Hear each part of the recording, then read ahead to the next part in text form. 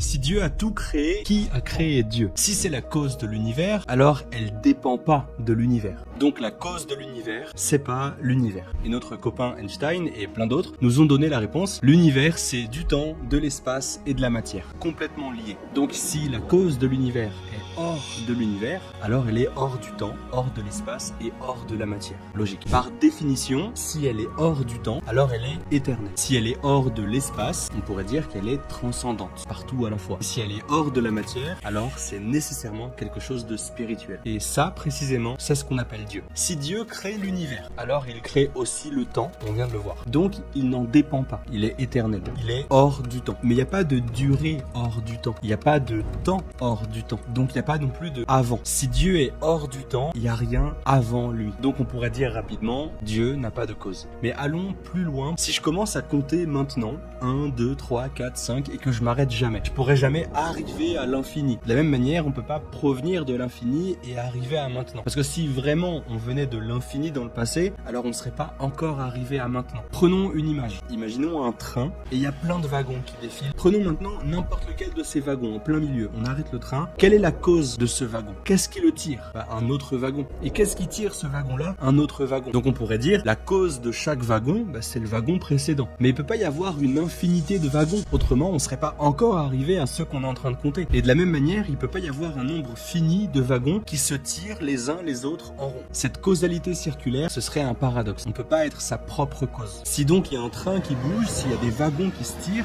alors ça veut dire qu'au début, il y a une locomotive. Si on sort de cette image, s'il y a une suite de causes, alors ça veut dire qu'il y a une cause première qui n'a pas de cause. Parce qu'il peut pas y avoir de cause infinie et il peut pas non plus y avoir de causalité circulaire. Ce train et ces wagons, c'est l'univers et l'ensemble des causes qui ont mené à notre existence. Moi, j'ai une cause, c'est mes parents, et eux ont une cause, leurs parents, etc. La Terre, elle a aussi une cause, et c'est démontré aujourd'hui, la première des causes de l'univers actuel, c'est une expansion rapide qu'on appelle le Big Bang. Mais le Big Bang en soi, c'est un commencement. Donc il a une cause extérieure à lui-même. Et on peut pas remonter à l'infini des causes. On peut pas non plus avoir de causalité circulaire. Donc l'univers a une cause qui est incausée. L'univers, c'est un train qui a nécessairement une locomotive. On comprend donc pourquoi on peut logiquement dire que Dieu n'a pas de début et que personne ne l'a créé. Dans notre conception des choses, tout a un début parce qu'on vit dans le temps et tout a une cause parce qu'on vit dans un ensemble de lois, dont la loi de causalité, et c'est même grâce à ça que les sciences existent. Parce que ces lois de l'univers, elles bougent pas, elles sont fixes et c'est grâce à ça qu'on peut les étudier justement. Mais si on parle de la chose qui a créé tout ça, alors c'est un mode d'existence complètement différent. On peut pas se fonder sur les mêmes principes que nous. Si on a besoin d'une cause, le créateur des causes, il en a pas besoin.